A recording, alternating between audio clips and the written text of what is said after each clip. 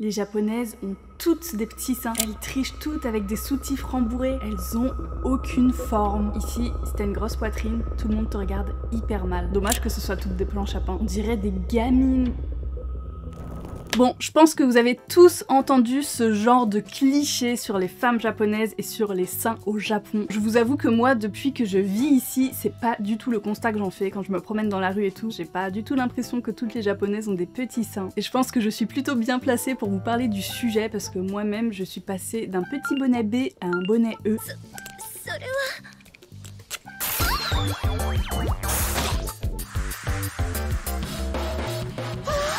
C'est une énorme différence, je sais pas si vous vous rendez compte. Récemment, il faut savoir que j'arrête pas de tomber sur des publicités sur Instagram de soutien-gorge qui vous compressent la poitrine en fait pour qu'elle paraisse beaucoup plus petite que ce qu'elle est naturellement. Et je vous avoue que je comprends pas trop pourquoi, parce que quand je vais dans les magasins au Japon de lingerie, je trouve que des soutiens-gorge rembourrés à mort. Donc je me dis d'un côté, mais pourquoi on veut cacher les poitrines à tout prix, mais dans tous les autres magasins on trouve que des soutifs rembourrés? Pourquoi? Est-ce que les japonaises ont vraiment des petits seins du coup, ou est-ce qu'elles ont des plus gros seins que les françaises? Je vous laisse vous installer bien confortablement, préparez votre petit matcha des familles et nous on va essayer de répondre à toutes ces questions. Mais avant de rentrer dans le vif du sujet, c'est l'été, c'est les vacances, j'imagine que beaucoup d'entre vous vont partir, certains même peut-être à l'étranger. Et si vous avez déjà galéré comme moi pour avoir accès à internet quand vous êtes dans un autre pays, eh bien j'ai la solution pour vous, c'est aussi le sponsor du jour, Saeli. Moi les premières fois que je suis rentrée en France, je vous raconte même pas comme j'ai galéré avec les forfaits. J'ai tout tenté, j'ai essayé les SIM dans les bureaux de tabac, j'ai même essayé de souscrire à des abonnements. Je dois vous dire que la eSIM de Saeli, elle m'a vraiment changé la vie à ce niveau-là, parce que maintenant quand je retourne en France ou quand même je pars à l'étranger, j'ai pas besoin de retirer la SIM de mon téléphone et tout, c'est super galère de faire ça. J'ai juste à ouvrir l'application, à choisir le forfait qui est adapté selon le pays où je suis, et voilà, c'est bon. Saeli, c'est une application de eSIM qui vous permet de rester connecté quand vous partez à l'étranger avec des forfaits qui sont super abordables et qui sont disponibles dans 190 pays et 8 régions du monde. L'application est super simple d'utilisation, vous avez juste à la télécharger, ensuite vous choisissez le forfait dont vous avez besoin selon le pays où vous êtes. Il y a tout qui se fait tout seul, c'est prêt en 2 minutes. Et ce qui est cool, c'est que vous pouvez même acheter votre forfait à l'avance et comme ça vous permet d'avoir internet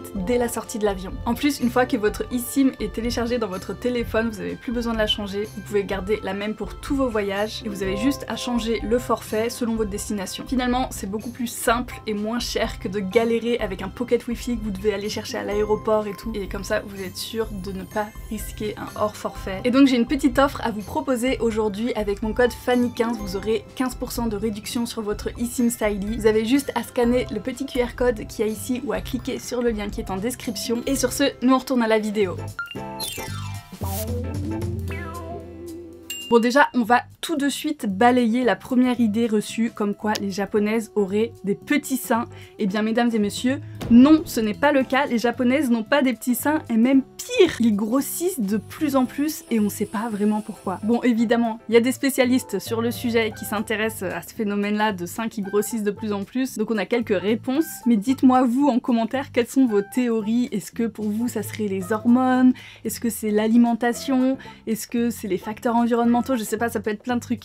Dites-moi ce que vous pensez et on débattra de ça en commentaire. Dans cette vidéo, on va beaucoup parler de seins, on va parler de taille aussi. Et donc il faut savoir que comment on calcule les tailles de seins, eh bien il y a des tailles de bonnet, donc ça va du bonnet A jusqu'à F, G. Et il faut savoir que bon, la France et le Japon sont deux pays qui sont extrêmement différents, les morphologies aussi sont différentes. Et donc quand on parle de taille de bonnet, c'est pas exactement pareil. Un 85B français, ça équivaut à peu près à un 70C japonais. Pour comprendre un petit peu ce phénomène de seins qui grossissent, il faut qu'on revienne un petit peu en arrière dans les années 1980 parce que c'est à partir de là qu'on a vraiment vu une augmentation assez conséquente de la taille des seins au Japon. Dans les années 80, seuls 4,5% des japonaises faisaient un bonnet D. Un bonnet D, ça ressemble à ça. Alors qu'en 2018, il y en a plus de 53% qui faisaient un bonnet D ou plus. C'est plus de la moitié de la population quand même qui fait un bonnet assez profond. Quand on parle de bonnet large, gros, on parle de bonnet profond. Voilà, un bonnet c'est comme ça. Plus il est profond, plus il y a de la matière à l'intérieur en gros. C'est assez fou quand on y pense parce que depuis les années 80, les fortes poitrines, elles se sont multipliées par 12 quand même, c'est énorme. Si jamais on veut faire un petit comparatif entre la taille moyenne en France et la taille moyenne au Japon, il faut savoir qu'en France, on tourne autour autour des 90B, voilà c'est la taille la plus répandue, alors qu'au Japon la taille la plus achetée en 2018 était le bonnet C, suivi de très près par le bonnet D. Donc on est quand même très loin de l'image que toutes les japonaises portent un petit 70A. Hein. Et bon, il faut se mettre en tête aussi que les japonais, ils ont vraiment une obsession sur les seins, c'est un truc de fou. Chaque année, il y a une moyenne qui est faite de la taille des seins dans chaque préfecture du pays, c'est-à-dire qu'ils vont aller chercher quelles ont été les tailles les plus achetées dans chaque préfecture pour faire une moyenne et pour savoir, à Hokkaido, ils sont taille D, alors qu'à Saitama, ils sont taille A, vous voyez. Et ça s'arrête pas là. Non, je vous ai dit, c'est vraiment une obsession. Il y a même une carte où vous pouvez voir quelle est la couleur la plus achetée de soutien-gorge selon les préfectures. Oui. Mais c'est super ça! Pourquoi tu me l'as pas dit plus tôt? Est-ce qu'en France on fait la même chose avec les départements? Je crois pas. Hein. J'imagine bien le mec, tu sais, qui doit déménager dans une préfecture et genre il fait le comparatif.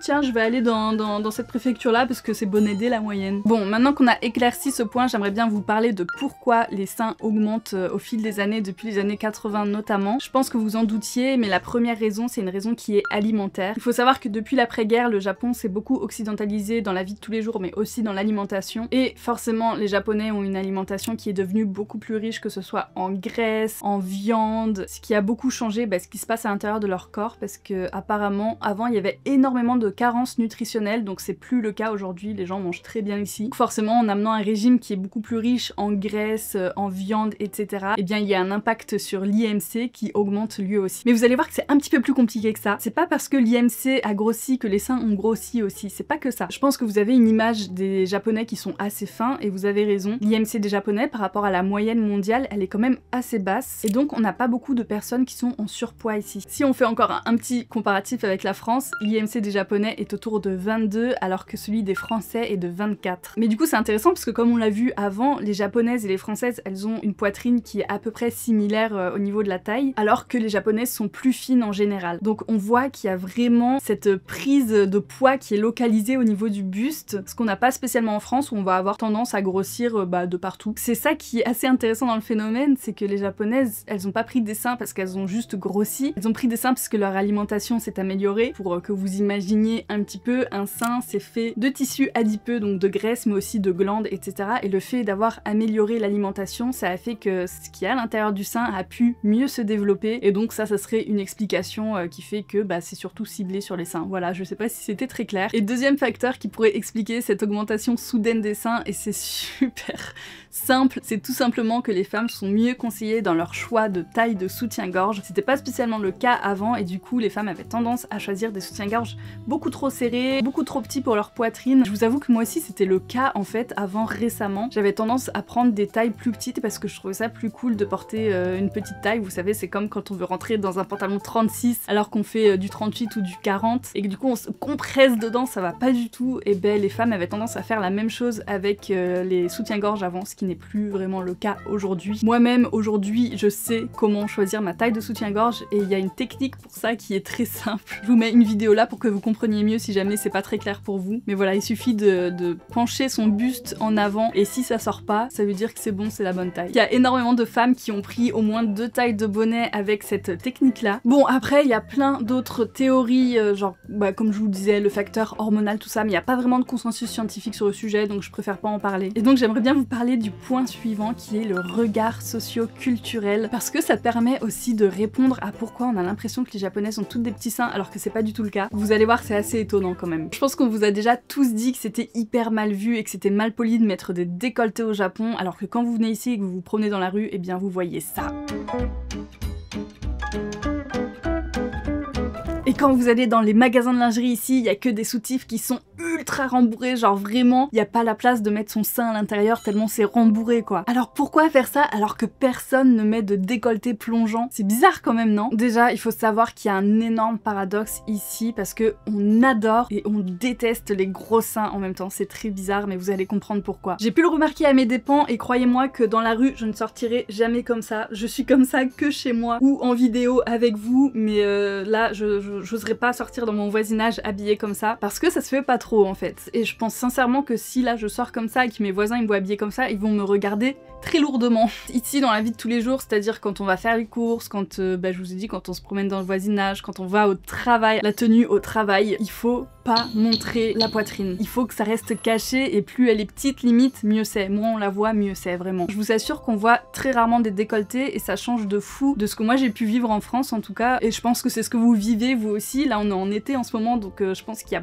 énormément de gens qui s'habillent comme moi, qui mettent des crop tops comme ça et qui se mettent à l'aise parce qu'il fait chaud quoi tout simplement. Mais ici quand vous prenez le train, enfin quand vous allez dans la ville et tout, généralement les femmes elles ont toujours soit des manches, soit des hauts qui vont jusque là et qui cachent bien. Et même s'il fait 40 degrés, hein, là il fait ressenti 45 degrés, je vous assure que tout le monde va être bien habillé. En plus il y a le problème des UV, donc il y a beaucoup de femmes qui vont avoir tendance à mettre des mitaines, je vous ai déjà montré dans mes vidéos, hein, des mitaines, des ponchos, etc. pour se cacher du soleil. Ça fait double épaisseur de vêtements pour se cacher du soleil et des regards, je sais pas trop comment définir ça, mais les regards insistants peut-être. Bon, en tout cas je sais pas vous, mais moi j'adore porter des crop tops, j'adore mettre des petits hauts comme ça qui peuvent paraître un petit peu trop sexy peut-être ici. En fait pour que vous compreniez bien, les hauts comme ça s'appelle des camisoles je crois, ou les débardeurs en fait, tout ce qui montre un petit peu trop les formes, c'est simple, c'est plutôt classé comme des sous-vêtements ici et ça s'appelle littéralement des inna, donc des inners, ce qu'on met en dessous des vêtements. Vous voyez tout ce qui est camisole, à Uniqlo, tout ça, c'est vraiment ce qui se met sous les vêtements normalement. Et vous verrez que très rarement des gens sortir à l'extérieur avec ces vêtements-là. Je dis pas que ça existe pas, hein. Ça existe mais c'est assez rare quand même. En tant qu'étranger, vous avez quand même la carte du gaijin qui fait que vous pouvez porter ce que vous voulez, les gens s'en foutront un petit peu parce qu'ils savent que vous n'êtes pas du même pays, que vous n'avez pas les mêmes normes culturelles, etc.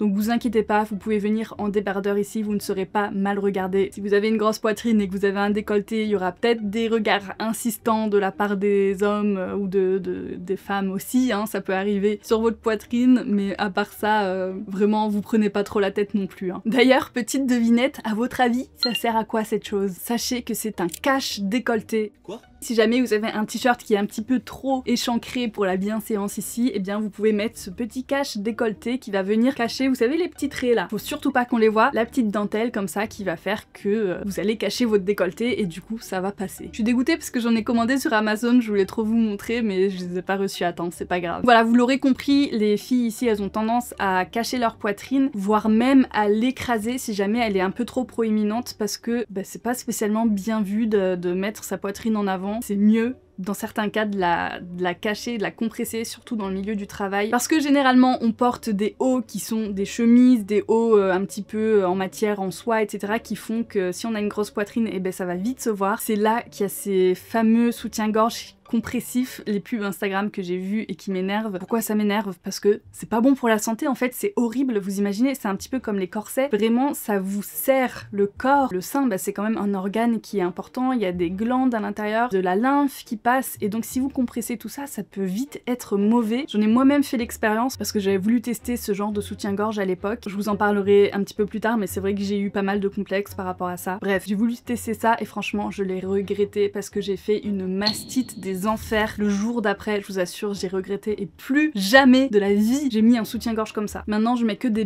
brassières qui sont hyper élastiques et je refuse catégoriquement de mettre des trucs qui me serrent trop parce que je sais à quel point c'est mauvais en fait. Pour vous donner une petite idée, j'ai recherché sur Google si c'était mauvais de porter ce genre de soutien-gorge. Problème de circulation sanguine et lymphatique. La pression constante peut gêner la circulation de la lymphe, ce qui peut provoquer des gonflements ou douleurs, favoriser l'apparition de kystes ou de nodules bénins, ralentir l'évacuation naturelle des toxines et déchets cellulaires dans la région mammaire. Irritation cutanée et mycose. Donc voilà, si jamais vous portez des soutiens-gorge qui sont un petit peu trop serrés et qui vous font suer en dessous, et ben vous risquez de choper une mycose. Voilà.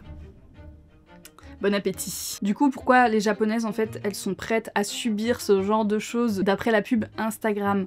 Les vêtements tomberaient mieux quand on a ce genre de soutien-gorge parce que tout simplement si leur poitrine apparaît plus petite que ce qu'elle est naturellement, on peut fermer les chemises qui ont tendance à être assez petites ici, mais c'est aussi par pudeur, c'est pour éviter que ton collègue de travail qui est un petit peu trop pervers te regarde là au lieu de te regarder là quoi. J'imagine que pour certaines femmes ça peut les aider à éviter des situations très gênantes comme ça. Donc voilà, je pense que vous l'aurez compris, mais au Japon c'est pas spécialement recherché d'avoir une grosse poitrine. Il y a énormément de femmes pour qui malheureusement c'est une source de complexe. Ici on préférait avoir une petite poitrine, voire moyenne, mais il faut vraiment que la taille reste harmonieuse. Donc si jamais vous avez une trop grosse poitrine, et ben ça fitera pas dans votre silhouette. D'ailleurs ça me fait penser à la question de la chirurgie esthétique du coup, parce que si les femmes ici préfèrent avoir des petits seins, je suppose qu'il y en a moins qui vont faire de l'augmentation mammaire. Et oui c'est le cas, j'ai regardé, il y a seulement 1,8% des femmes qui le font, donc c'est un des taux les plus bas du monde. À titre comparatif, en France on est plus aux alentours de 4 à 5% et aux États-Unis de 10%. Donc il y a une femme sur 10 qui a les seins refaits. Bon, et du coup il y a toujours cette question de pourquoi dans les magasins de lingerie c'est que des soutiens-gorge ultra rembourrés. Et bien ça je l'ai su en faisant les recherches pour cette vidéo, parce que vraiment ça me trigger, et bah ça fait 7 ans que je vis ici et je me suis jamais acheté un seul soutien-gorge dans une boutique japonaise parce que bah ça n'allait pas du tout quoi. Et en plus ça s'arrête pas au soutien-gorge, hein. C'est aussi les maillots de bain. Pareil, impossible de trouver un maillot de bain japonais alors qu'ils sont ultra mignons. Enfin moi j'adore leur design, c'est ultra frustrant de me dire que je pourrais jamais rentrer dedans, mais c'est bon, j'ai compris pourquoi. C'est pas du tout comme ce qu'on a en France où quand on va acheter un soutien-gorge rembourré c'est pour faire un effet push-up et pour avoir un joli décolleté qui se voit bien. C'est juste pour redonner du galbe au sein, donc pour donner une jolie forme bien ronde qui passe bien sous les vêtements, pour que les seins soient bien remontés, petits et ronds, mais pas du tout pour les grossir ou quoi que ce soit. C'est vraiment juste pour qu'ils aient cette forme là que les gens aiment bien mais qui n'est pas spécialement naturelle du coup. Et aussi surtout c'est pour cacher la forme des tétons. Ici vous verrez pas de tétons qui pointent, il y a ça d'épaisseur de soutif, donc croyez-moi ça risque pas de se voir. Bon, maintenant qu'on a parlé de tout ça, je pense qu'il est temps que je vous parle de mon expérience mammaire au Japon. Alors moi c'est un petit peu compliqué parce que je suis passée d'un 85B à un 100E.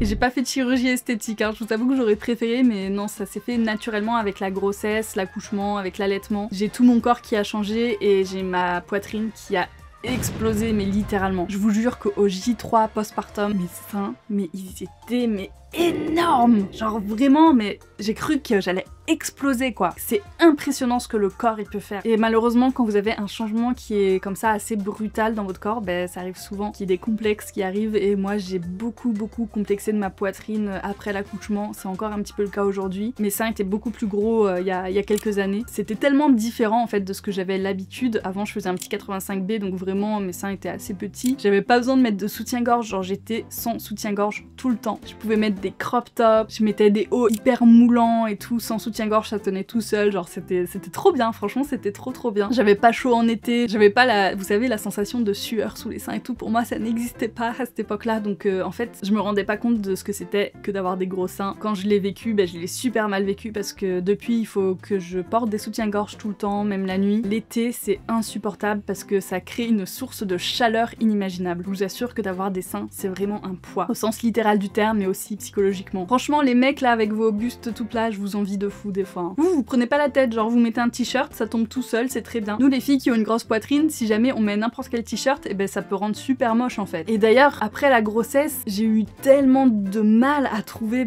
qu'est-ce qui m'allait bien, même aujourd'hui en fait. Je pense que vous l'avez remarqué, mais ces dernières années j'étais tout le temps avec des gros t-shirts où j'essayais vraiment de cacher toutes les formes que j'avais parce que j'étais complexée en fait et je voulais pas qu'on voit que j'ai des formes. Depuis j'ai l'impression que j'ai un petit peu maigri de manière générale et même de la poitrine, donc je m'autorise à porter des petits trucs comme ça en vidéo, comme je vous l'ai dit, genre j'oserais pas sortir comme ça à l'extérieur, mais c'est déjà un très gros changement pour moi et j'espère petit à petit pouvoir enfin m'habiller comme j'aime m'habiller et de manière plus stylée, parce que je vous avoue que ces dernières années ça a été un petit peu compliqué pour moi, mon style vestimentaire. Et puis surtout quand je me promène dans les magasins, de temps en temps je tombe sur des hauts que je trouve super jolis et que j'aimerais bien m'acheter, mais je ne peux pas parce que je ne fit pas dedans, je ne rentre pas. Au niveau de la poitrine ça bloque tout le temps et ça je vous avoue que c'est ultra frustrant. Par contre mon portefeuille lui il est très content parce que croyez-moi que j'en fais des économies depuis. Mais bon, je vous avoue qu'il y a une chose qui me permet de passer au-dessus de tout ça, et je pense que vous vous en doutez, c'est le fait de pouvoir nourrir mon enfant. Parce que tous ces changements corporels, aussi durs soient-ils, en fait ils étaient nécessaires à ce que je puisse allaiter ma fille, et donc si c'était à refaire même 1000 fois, même 10 fois pire que ce que j'ai maintenant, et ben je le referais mais sans hésitation vraiment. Donc voilà, les seins c'est pas juste une histoire de taille, une histoire de bonnet, d'aplatir, de vêtements, de beauté, de chirurgie, etc. C'est aussi une histoire de lait, une histoire d'amour, c'est ça le plus important. En tout cas, moi c'est ça que je retiens, c'est pour ça que même si ça me complexe un petit peu, j'essaye d'accepter ça et je me dis que bah c'est pas très important, c'est pas très grave. Je les accepte comme ils sont et je suis très contente qu'ils soient là. Voilà, vive les seins, j'espère que cette vidéo vous aura plu. C'est la première fois sur cette chaîne que j'élabore un sujet comme ça, donc n'hésitez pas à me dire si vous aimez bien, donnez-moi vos retours, ça m'intéresse toujours. Si jamais vous avez beaucoup aimé, n'hésitez pas à mettre un boost parce que ça permet vraiment de mettre la chaîne en avant. Et les dernières vidéos que j'ai sorties, je tenais vraiment à vous remercier de fou justement parce que je crois qu'on a été numéro 19 des boosts et la dernière on était numéro 28 je crois, donc vraiment merci à vous. Merci encore à Saïli d'avoir sponsorisé cette vidéo. N'oubliez pas qu'il y a le lien en description si jamais ça vous intéresse, c'est un produit qui est vraiment top, je vous le recommande. Écoutez, moi sur ce je vous dis à la semaine prochaine et je vous fais des gros bisous, bye bye.